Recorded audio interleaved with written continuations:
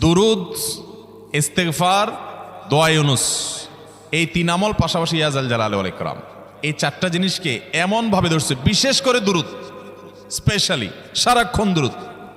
আল্লাহ রাব্বুল আলামিন এমনভাবে সহযোগিতা করেছেন, এমনভাবে উদ্ধার করেছেন যে কল্পনা করলে অবাক লাগে এখন যে এটা কিভাবে সম্ভব।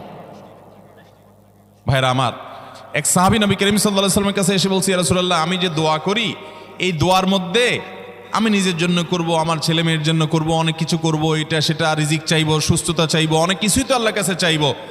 আপনি তো আল্লাহর রাসূল, আপনার জন্য দোয়া করলে আমাদেরই লাভ, একবার দোয়া করলে আল্লাহ 10 বার রহমত নাজিল করবেন, তো আপনার জন্য আমার দোয়ার ভিতরে কত পার্সেন্ট রাখবো?